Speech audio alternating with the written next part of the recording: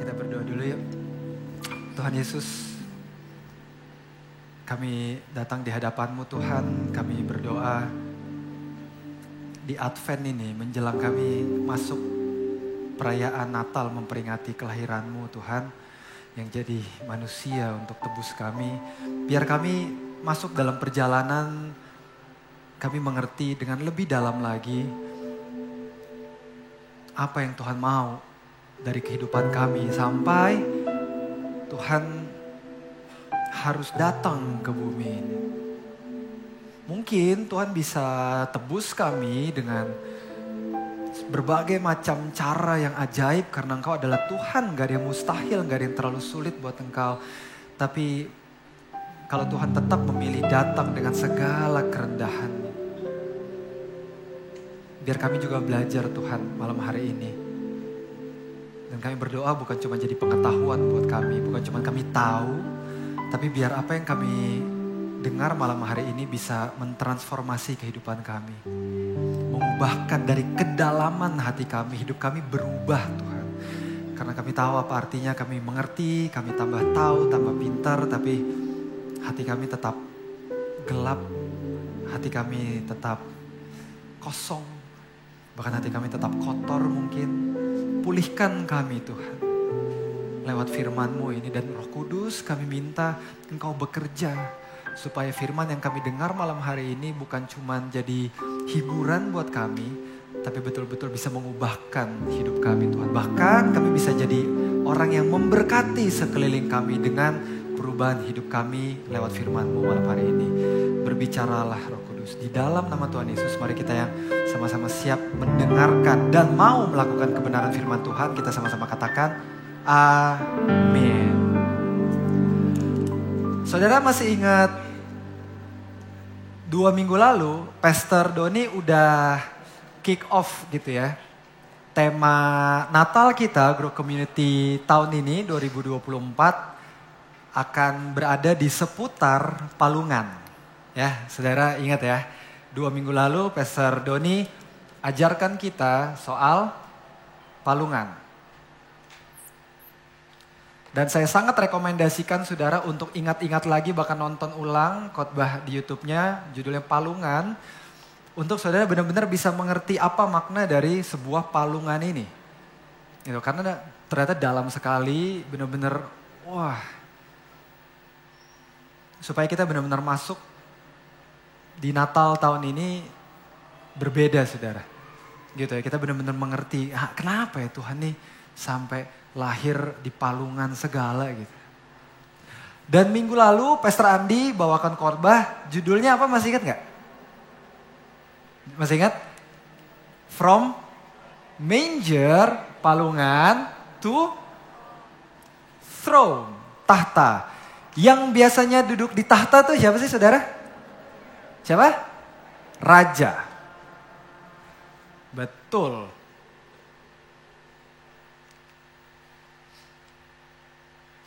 Ini gak bisa terpisahkan ya saudara ya. Di hari Natal dan di keimanan kita.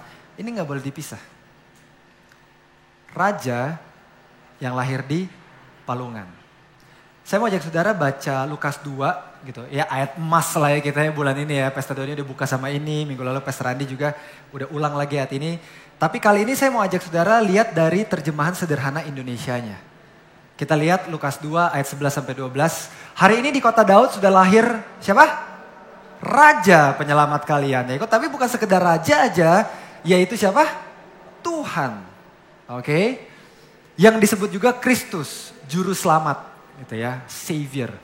Inilah yang menjadi tanda bagi kalian. Kalian akan menemukan seorang anak laki-laki yang dibungkus dengan kain lampin dan terbaring di dalam. Kalau saudara pengen tahu palungan tuh sebenarnya apa? Nih terjemahan sederhana Indonesia sudah membantu kita saudara. Ya, bahkan TSI nggak tulis palungan. TSI tulis lebih jelas lagi. Palungan itu sebenarnya adalah tempat makan ternak. Jadi Yesus adalah Raja semesta yang memilih untuk lahir menjadi manusia di tempat makan ternak. Amin. Kita tutup ibadah kita yuk. Oh. Sudah bisa simple banget ini. Berapa? 3 menit selesai. Bapak Ibu sekalian, makna Natal, pesan Natal minggu ini adalah jangan sombong. Gak usahlah kita ya, berarti saya juga. Gak usahlah kita ngerasa yang paling penting gitu. Paling hebat gitu. Sampai kalau kita disinggung dikit sampai kayak marah-marah. Karena Yesus, Tuhan, dia datang seorang raja loh. Tapi waktu dia datang ke bumi ini, dia memilih untuk lahir di mana? Tempat makan ternak.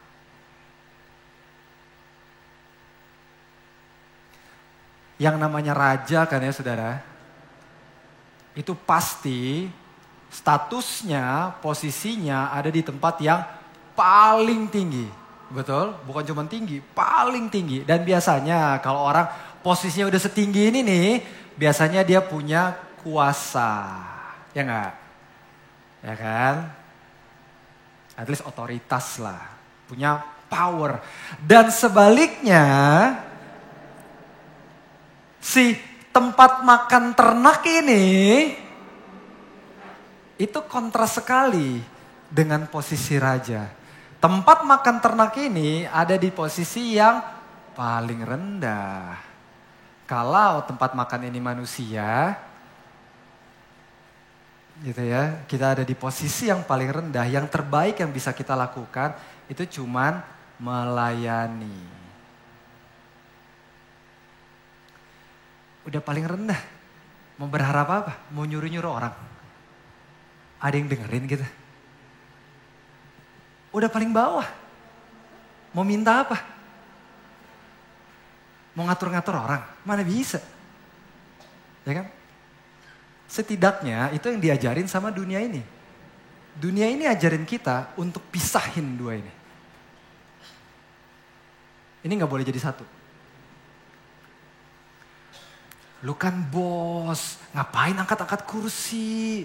Gengsi tahu, biarin anak buah lu aja yang angkat. Mana supir lu? Masa bos gak punya supir? Atau kitanya yang kepedean. Kamu gak tahu siapa saya? Kamu gak tahu siapa saya? Kamu gak tahu siapa saya? Ya gak tahu. Ya kan LeBron James aja gak semua orang tahu. Elon Musk gak semua orang tahu. Taylor Swift gak semua orang tahu. Lu lagi. Yang kayak berasa penting banget gitu-gitu. Karena emang itu yang dunia dari dulu ajarin. Nggak boleh satu. Bahkan justru dunia ajarin kita untuk punya power, untuk punya kekuasaan supaya kita nggak perlu disuruh-suruh lagi sama orang. Ya kan? Dunia ini berusaha sekali untuk pisahin ini, untuk pisahin dua hal ini. Tapi kabar baiknya saudara, Yesus datang untuk menghapus pemisahan ini. Karena saudara jangan lupa, di Bethlehem ini satu paket.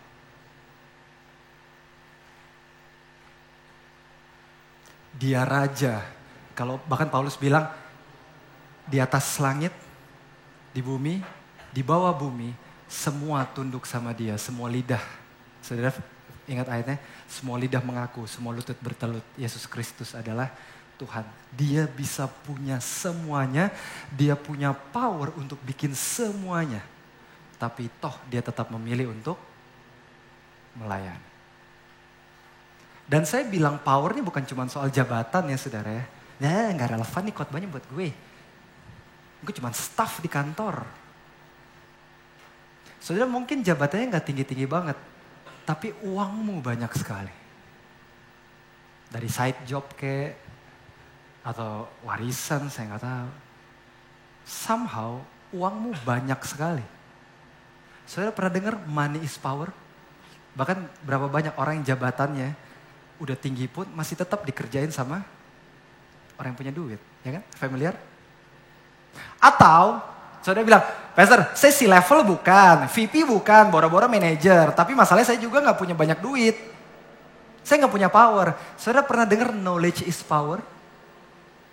Saudara mungkin gak punya yang tadi saya bilang. Tapi saudara cum laude di kampus. Tapi mungkin saudara lulusan terbaik. Dan berapa banyak kita tahu orang-orang pinter yang gampang banget ngerjain orang penguasa maupun orang yang banyak duitnya. Cuman karena kepintaran. Kita semua punya power saudara. Jadi waktu kita lihat power ini bukan cuma soal status, bukan cuma soal jabatan. Mau jabatan, mau kekayaan, mau kepandaian, kita semua punya power. Pertanyaannya, kita bikin apa sama power yang kita punya?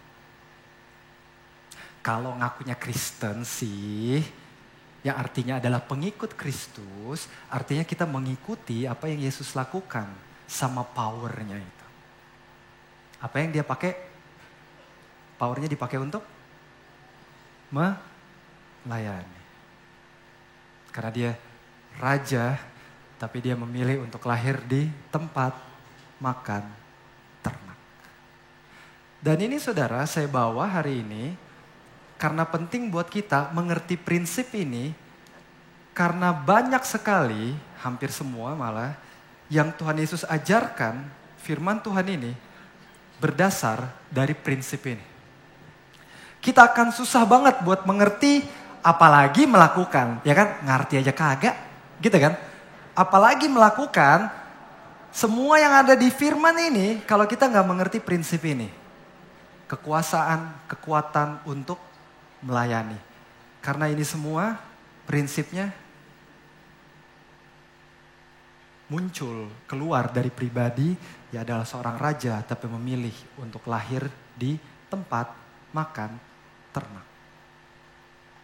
Satu contoh aja, tapi untuk menjelaskan. Dan untuk sekalian kita lihat practicality-nya prinsip ini. Kekuasaan, kuasa yang dipakai untuk melayani.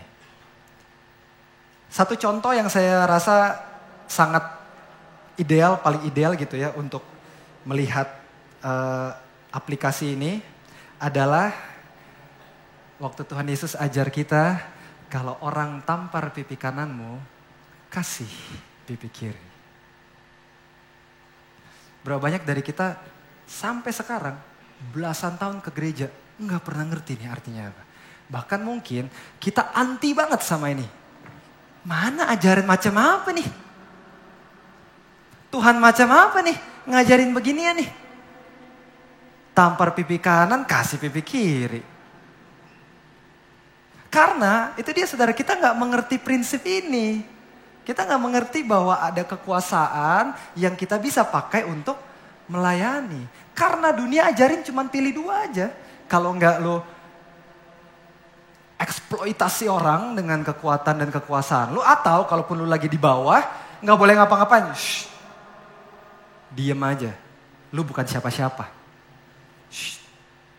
Jangan ngomong. Tahu diri lo. Makanya kita agak bingung sama yang Tuhan Yesus ajarin itu. Karena dunia memang ajarin kita untuk pisah. Tapi Yesus itu satu paket di sini saudara. Waktu dia datang. Raja yang lahir di tempat makan ternak. Sedikit konteks sebelum kita mulai saudara. Di sini angkat tangan yang kidal. Angkat tangan yang tinggi, yang kidal. Saya kidal berarti 1, 2, 3, ada lagi? Ada lagi? Saudara lihat 350 orang ini cuman 3 orang yang kidal. Kenapa? Karena di budaya timur yang dominan itu memang tangan kanan. Sama dengan timur tengah. Kita timur jauh, mereka timur tengah, tapi sama-sama bangsa timur. Budayanya adalah aktif tangan kanan. Jadi waktu Yesus ngomong soal tampar menampar ini, otomatis Yesus lagi bilang waktu menampar itu pakai tangan kanan. Karena itu memang budayanya, memang itu yang dominan. Kalau saya minta saudara tutup mata, bayangkan seorang kucing menulis. Saya yakin sekali yang ada di bayang saudara, kucing itu lagi pegang bolpen di tangan kanan. Karena semua saudara kanan. Gitu ya. Jadi waktu Tuhan Yesus lagi bilang soal menggampar gitu ya, menampar, itu tuh otomatis. Tuhan Yesus lagi ngomongin menampar pakai tangan kanan. Nah, Tuhan Yesus bilang kalau ditampar pipi apa? Kanan. Untuk menampar pipi kanan pakai tangan kanan, saudara, itu harus begini. Backhand. Ini namanya backhand slap. Backhand slap saudara nggak terlalu sakit. Betul, apalagi kalau cuma kena pinggir, ya kan? Backhand slap nggak terlalu sakit. Makanya backhand slap itu cuma digunakan sebenarnya untuk mempermalukan orang. Cuma untuk merendahkan orang. Backhand slap cuma dipakai sama orang yang lebih tinggi posisinya ke orang yang lebih rendah. Orang Romawi sama orang-orang jajahannya. Mereka tuh kalau tampar backhand slap. Majikan ke budaknya, mereka kalau tampar pakai backhand slap. Hanya nggak sakit, bukan untuk menyakiti, cuman untuk merendahkan mereka. Tahu diri loh, gua bosnya, gua lebih penting dari lo. Itu waktu menampar pipi kanan pakai tangan kanan harus pakai backhand slap. Sebaliknya open hand slap, nih ini yang sakit kan? Nah itu dia tuh sakit banget tuh. Open hand slap, saudara, cuman boleh digunakan waktu combat. Fair fight, waktu lagi tarung. Karena emang sakit. Yang artinya cuman boleh dipakai untuk lawan yang setara, satu level atau sejajar sama kita. Saat ada orang tampar pakai open hand slap, itu berarti dia mengakui lawannya satu level sama dia. Dia mengakui lawannya sejajar dengan dia. Dia mengakui derajat orang yang lagi ditampar pakai open hand slap itu sejajar sama dia, bukan lebih rendah. Sudah nangkep ya? Oke. Kita nih manusia, masalahnya kalau kita ditampar pipi kanan,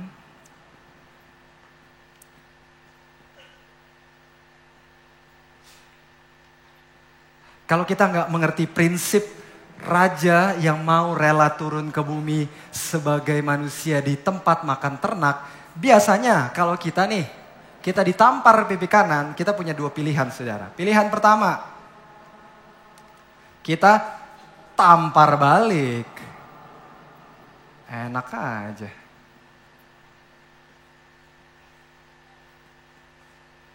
Tanda seru deh.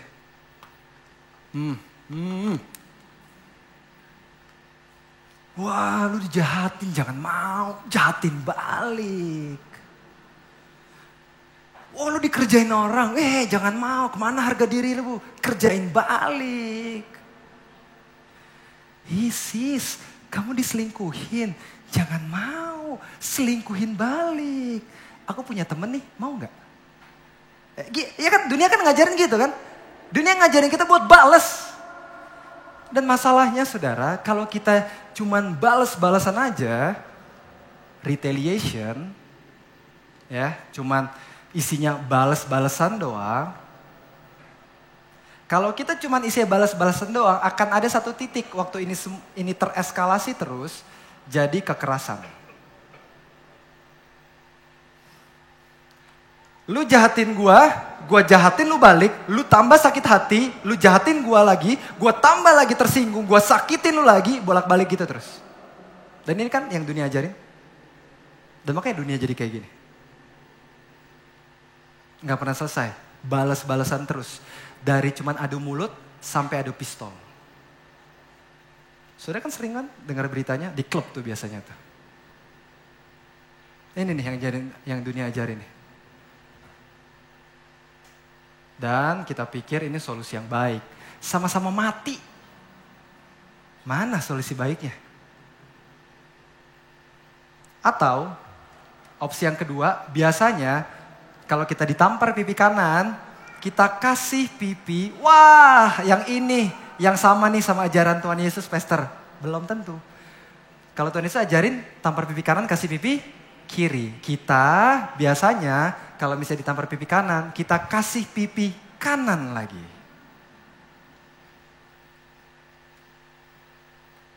Pipi kanan tuh buat apa saudara? Merendahkan orang, menghina orang. Kita biasanya kalau ditampar pipi kanan, opsi pertama kita tampar balik, opsi kedua biasa kita biarin ditampar lagi pipi kanannya. Artinya kita biarin diri kita dihina terus. Ya emang gini lah, namanya juga budak korporat. ISIS kok mukanya bonyok? Ya gini lah, namanya juga istri harus tunduk sama suami. Bapak Ibu Saudara yang terkasih dalam Tuhan Yesus tidak pernah mengajar kita untuk membiarkan diri kita dianiaya, direndahkan, dan disakiti terus-menerus. Kalau Tuhan Yesus ajarin, biarin kita untuk nggak apa-apa disakitin, untuk nggak apa-apa dianiaya, untuk nggak apa-apa direndahkan terus. Tuhan Yesus akan ajarin kita gini, kalau kamu ditampar pipi kanan, kasih pipi kanan lagi. Nangkep? Bukan ini yang Tuhan Yesus ajarin, saudara. Karena ini cuman bikin kita jadi lemah, dan waktu dunia isinya orang-orang lemah, akan selalu ada pembiaran atau indifference.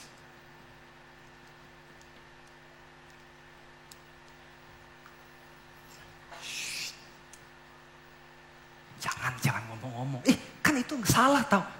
Kan kita Kristen, kita kan gak diajar buat, siapa bilang? Tuhan Yesus gak ajar kita untuk kasih pipi kanan lagi loh. Kalau saudara harus speak up, speak up. Tapi bukan berarti ini alasan ya saudara. Yes, aku dapat khotbah kayak gini, pulang aku tonjok balik suami aku, pastor. Bukan ya saudara ya, ini bukan alasan loh. Karena saudara jangan lupa ini dua-duanya bukan solusi yang baik, amin. Bukan kayak, yes, gue kudeta bos gue besok. Bukan saudara. Itu sih namanya tampar balik, setuju? Bukan itu, Tuhan gak ajarkan tampar balik. Tuhan juga gak ajarkan kasih pipi kanan lagi. Ini kan ibadah terakhir ya, saya agak panjang sedikit gak apa-apa ya. Ini saya gak ngomongin 4 ibadah yang lain. Saudara masih ingat cerita Daud dikejar-kejar sama Saul? Masih ya? Saudara ingat ya, ada satu titik di mana Daud bisa ada di belakang Saul. Ya kan, saudara ingat ceritanya? Dan Daud sangat bisa bunuh Saul dari belakang tanpa Saul tahu. Saudara ingat ceritanya? Saudara ingat apa yang Daud lakukan? Masih ingat gak? Dia, dulu gak ada gunting, dia potong ujung bajunya Saul. Saudara ingat? Abis itu apa? Saudara ingat gak? Abis itu Daud berdiri, terus dia panggil Saul. Pak bos, hai tuanku raja, lihat nih, aku bisa bunuh kamu. Kamu lihat ini? Kamu lihat baju kamu? Aku potong dari belakang, aku bisa bunuh kamu waktu itu. Tapi aku pilih untuk gak bunuh kamu. Daud diem gak? Jangan diapa-apain, enggak. Kalau harus speak up, tapi lakukan dengan hormat, saudara.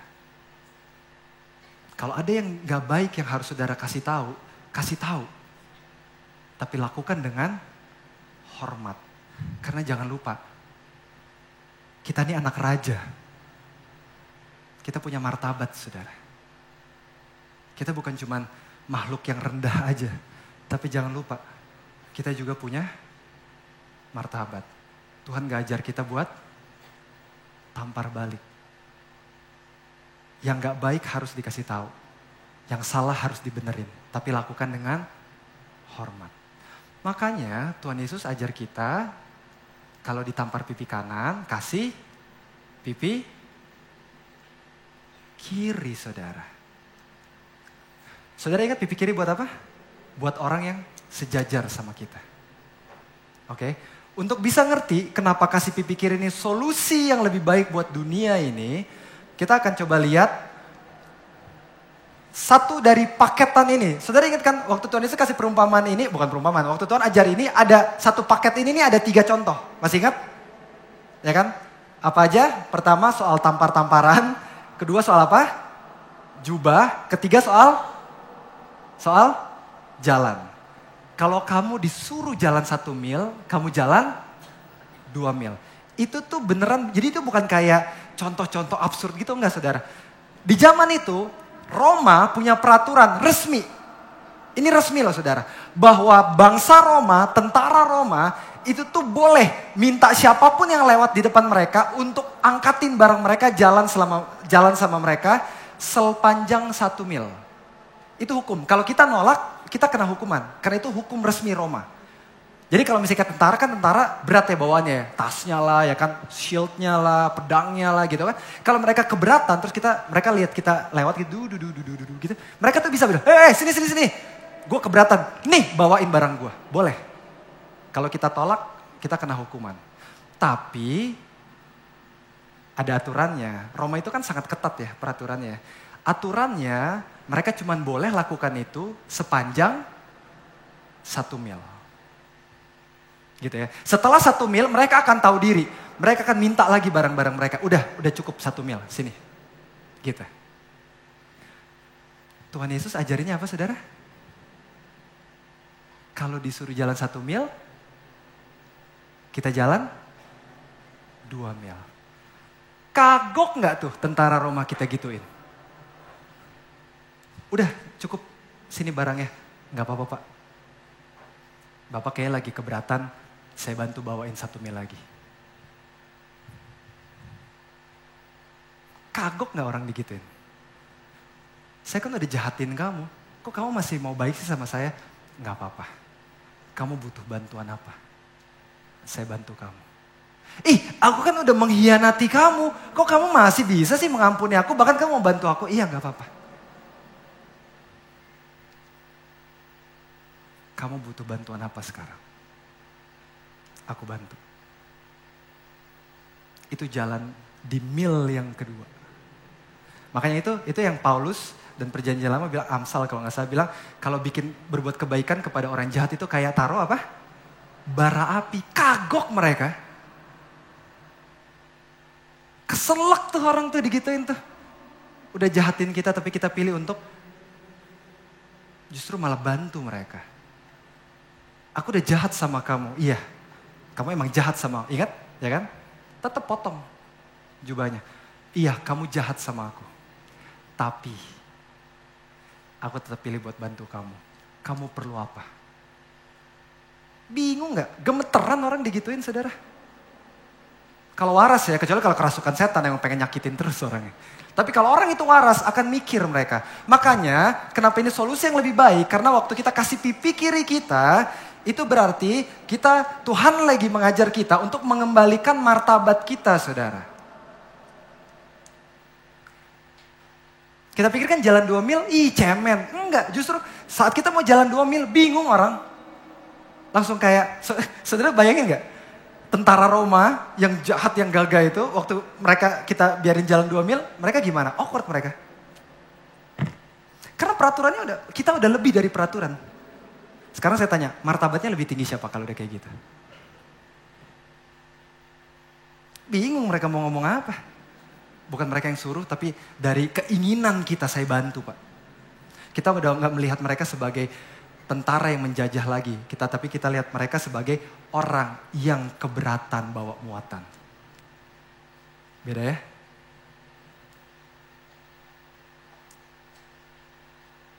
Dan bukan cuman mengembalikan martabat kita aja loh. Ini dia hebatnya Tuhan Yesus. Ajaran Tuhan Yesus untuk kasih pipi kiri juga mengembalikan martabat mereka. Orang yang jahatin kita. Kok bisa? Karena gini saudara. Waktu kita udah dalam pipi kanan, mereka udah mempermalukan kita. Terus kita kasih pipi kiri kita. Artinya mereka mau sakitin kita kan? Kalau mereka waras, mereka normal. Waktu mereka mau sakitin kita, mereka pasti mikir. Apa iya gue sejahat ini? Gue udah sakitin dia, tapi dia gak bales. Apa iya gue masih harus sakitin dia 2 kali? Dengan saudara kasih pipi kiri saudara, itu membantu untuk orang tuh mempertanyakan lagi, merefleksikan lagi moralitasnya, standar hidupnya. Gue udah sakitin dia dan dia gak balas. Apa iya gue sejahat ini? Apa iya gue sebinatang ini? Sampai orang yang udah gue sakitin gak ngelawan, masih harus gue sikat lagi. Dan banyak ceritanya saudara tahu, orang yang mundur karena tiba-tiba ngelihat orangnya baik sekali. Ya kan? Ini bukan teori, saudara banyak sekali lihat ceritanya. Ini nyata. Orang gak jadi jahatin waktu tahu, Dan sekarang saya tanya, kalau udah kayak gitu martabatnya lebih tinggi siapa? Ya kan? Tapi bukan untuk balas-balasan saudara. Kalau saudara mau melakukan ini, buat saudara, yes, aku akan lakukan pastor, biar malu suami aku. Bu, ya itu mah sama aja saudara. Ya kan? Kita lakukan ini karena kita mengasihi sesama manusia. Oke? Kita gak mungkin bisa jalan 2 mil sama orang yang jahatin kita kalau gak keluar dari kasih kita, saudara. Tapi saya belum, makanya latihan. Makanya berjalanlah 2 mil supaya kamu bisa latih untuk mengasihi orang. Kalau kami gak pernah melatih untuk jalan 2 mil, kamu akan diem aja. Jangan heran kalau kamu gak pernah bisa mengasihi orang. Karena Tuhan udah kasih kesempatan kamu untuk mengasihi, mengampuni orang, kamu gak ambil jalan itu. Terus kata aku udah gereja terus, kenapa aku masih sebel sama mamaku? Kamu punya kesempatan untuk memaafkan mamamu tapi kamu gak pernah ambil. Jalan di mil yang kedua. Kasih jubah kamu, jangan cuma baju kamu. Kalau mau belajar untuk mengasihi. Ini solusi yang lebih baik, saudara, non-violence. Bahkan mengembalikan dignity orang. Bukan cuma dignity kita, korbannya, tapi juga dignity orang yang mencoba melukai kita. Apa iya ya gue sejahat ini ya? Ini namanya, saudara, saya nggak bikin-bikin sendiri, ini ada istilahnya. Namanya restorative justice. Restorative justice. Kalau saudara kerja di law enforcement, lawyer, public policy, saya sarankan banget saudara pelajarin ini. Restorative justice. Kata kuncinya di restore. Keadilan yang memulihkan. Kenapa keadilan yang memulihkan? Karena perlakuan ini mengembalikan martabat orang dan dilakukan dengan kasih. Bukan untuk jatuhin orang. Tapi untuk bangun lagi orang. Itu yang diajar Tuhan kita. Raja yang lahir di tempat makan ternak. Dan kita bilang kayak, Yesus udah gak relevan. Aduh, Yesus tuh kenapa lemah banget ya ajarannya. Bukan, justru ajaran Yesus berkelas, saudara. Kalau ini kan primitif ya. Cakar-cakaran, tampar-tamparan. Saudara bisa punya jam ratusan juta. Nggak bikin saudara berkelas. Saudara bisa bayangin gak orang yang jam tangannya ratusan juta tapi tukang cakar-cakar orang? Berkelas gak tuh? Enggak, kalau saudara mau buktikan engkau berkelas, buktikan dengan cara engkau merespon waktu orang bertindak gak adil sama engkau. Itu kelas. Jangan dari mobil, semua juga bisa. Jangan dari jam, semua juga bisa. Kenapa saya bilang semua juga bisa? Kan sekarang gampang ya jadi kaya ya. Tapi tetap sedikit orang yang mau memberi dirinya untuk melayani. Kalau kita mau jadi orang yang berkelas, jangan tunjukin sama apa yang kita pakai, tunjukin sama respon kita. Saat ada orang yang jahatin kita. Itu kelas. Itu ajaran Tuhan kita, saudara. Tapi mungkin saudara bilang, walaupun saudara dengar ini, saudara tetap gak setuju, dan saudara bilang gak mau, pastor, karena ini gak fair buat aku. Gak fair, aku ini orang baik. Kenapa aku dihianatin kayak gini? Nggak fair. Pastor nggak tahu ya, ditampar pipi kanan tetap sakit tahu. Nggak fair, nggak mau. Terserah, lu pendeta juga nggak bakal gue dengerin. Ini nggak fair. Ngapain gue kasih pipi kiri gue? Pipi kanan aja udah sakit. Ini nggak fair, gue nggak mau. Kalau sudah emang pengen fair-fairan, nggak apa-apa. Coba kita cek. Apakah waktu Tuhan ajar kita kasih pipi kiri, itu tanda Tuhan gak fair sama kita atau enggak? Ya, saya udah selesai, ini ayat terakhir saya pengen grow. Matius 18 ayat 23 sampai 33. Matius 18 ayat 23 sampai 33. Ini perumpamaan yang Tuhan Yesus ajarkan sendiri. Sebab kerajaan surga seumpama seorang raja, ya, yang hendak mengadakan perhitungan dengan hamba-hambanya. Kita mau fair? Ya udah, ayo kita hitung. Kita hitung. Kalau kita bilang, gak fair Tuhan suruh aku kasih pipi kiri. Aku ini orang baik, gak fair buat aku nih kasih pipi kiri, udah sakit aku. Ayo kita hitung kalau gitu. Setelah ia mulai mengadakan perhitungan itu, dihadapkannya lah kepadanya seorang yang berhutang 10.000 talenta. Saya tanya ChatGPT, ini konversi zaman sekarang di rupiah adalah 3 triliun rupiah, saudara. 3 triliun rupiah itu, dari tadi saya tanya-tanya, 3 triliun rupiah itu 3.000 miliar, betul? Oke, bilang sama-sama saya, 3.000 miliar. Nah ya, bayangin deh tuh duit macam apa tuh. 3.000 miliar utangnya. Karena orang itu tidak mampu melunasi utangnya, tuannya itu memerintahkan supaya ia dijual beserta anak istrinya dan segala miliknya untuk membayar utangnya. Lalu sujudlah hamba itu menyembah dia, katanya sabarlah dahulu semuanya akan kulunasi. Rumah 20M misalnya, Senopati lah. Mobil mewah 2, masing-masing 2,5M, 5M lah. Total berapa tuh udah? 30M. Tabungan 100M. Banyak banget kan tuh. Total berapa tuh baru? 130M. Bahkan 1 triliun pun gak nyampe. Korupsi aja yang terbesar kemarin berapa? 2,7 T. Maksudnya bahkan untuk ilustrasi ini masih relevan. Nggak nyampe korupsi segede apa juga cuma 2,7 T. Gimana mau bayar?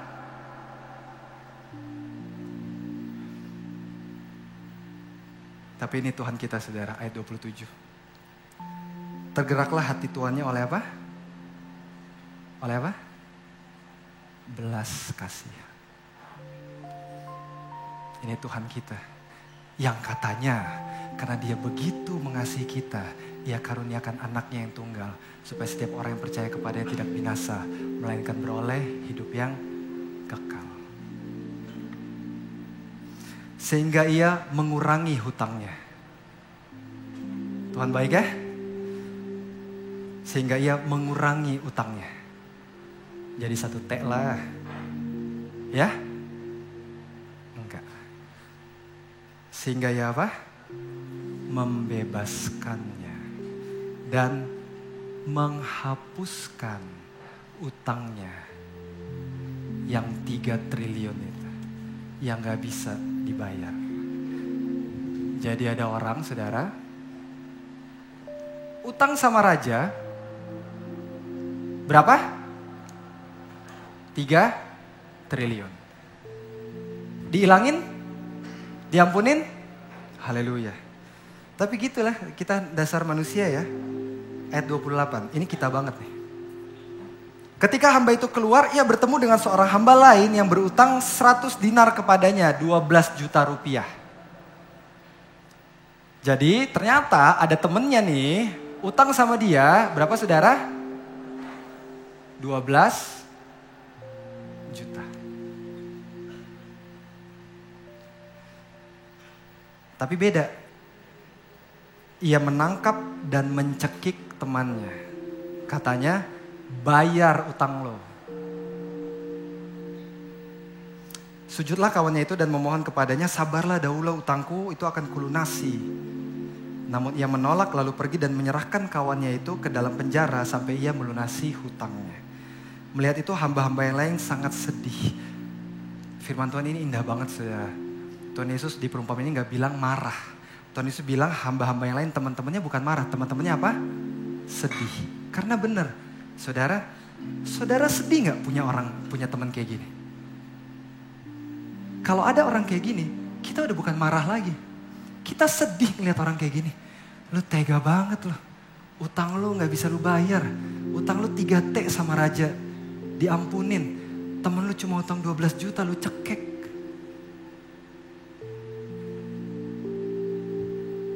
Kok lu bisa-bisanya sih?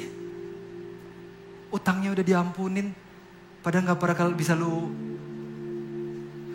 tebus 3 turunan juga.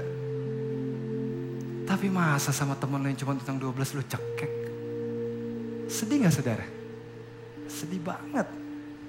Tapi hati-hati jangan sampai itu kita saudara. Teman-temannya, hamba-hamba yang lain sedih lalu menyampaikan segala yang terjadi kepada Tuhan mereka. Kemudian Tuhan itu menyuruh memanggil orang itu dan berkata kepadanya, hai hamba yang jahat. Kita bilang Tuhan jahat, kita bilang Tuhan gak fair. Kalau kita lihat hitungan ini,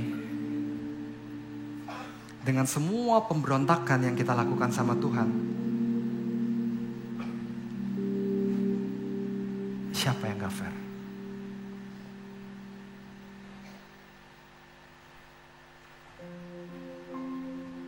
Sekarang siapa yang jahat? Kita bilang gak fair, sampai kita gak mau memberi diri ditampar pipi kirinya karena kita pikir kita orang benar, kita orang baik, kita gak salah.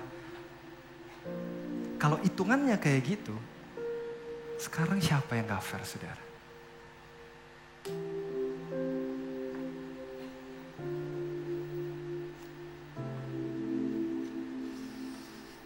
Hai hamba yang jahat, seluruh utangmu telah kuhapuskan karena engkau memohon kepadaku.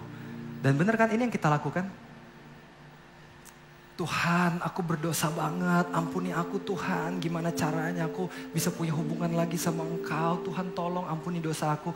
Dijawab saudara sama Tuhan 2000 tahun lalu di Bethlehem, kota kecil itu, dia lahir untuk 33 tahun kemudian dia yang digantung di kayu salib supaya kita gak perlu digantung di kayu salib karena pemberontakan kita sama Tuhan.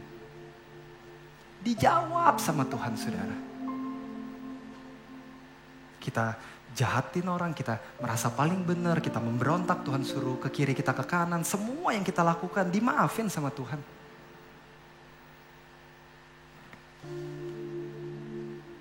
Makanya Tuhan bilang gini, di ayat 33. Bukankah engkau pun harus mengasihani kawanmu seperti aku telah mengasihani kamu?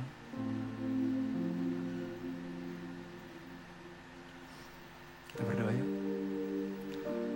Tuhan Yesus, ini kami anak-anak-Mu Tuhan.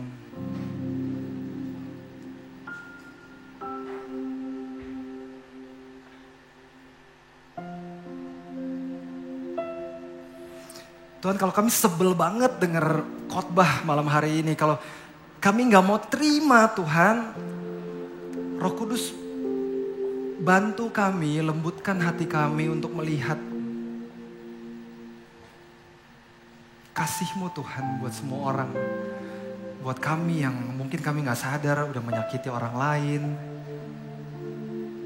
Dengan perkataan kami, dengan mata kami, dengan perlakuan kami. Dan kami minta keadilan. Kami minta ampun Tuhan Yesus. Bukakan kami kenyataan hidup kami di hadapan Engkau Tuhan yang Maha Kudus, Maha Mulia. Dan kasih kami kekuatan Roh Kudus untuk mau melakukan firman. Sama seperti Engkau Tuhan. Kau punya kuasa untuk lakukan apa aja. Enggak tolong kami, hukum kami. Ajar kami juga punya cara melihat hidup seperti Engkau Tuhan Yesus. Power who serve. Kami bisa lakukan apa aja sama orang-orang yang menyakiti kami. Kami punya power untuk melukai orang lain, membalas orang lain. Tapi kami punya pilihan untuk mengasihi. Sama seperti Engkau Tuhan. Engkau punya semua kuasa, tapi Engkau tetap memilih untuk melayani kami. Makasih banyak Bapak yang baik. Dalam nama Tuhan Yesus, kami berdoa dan ucap syukur. Amin.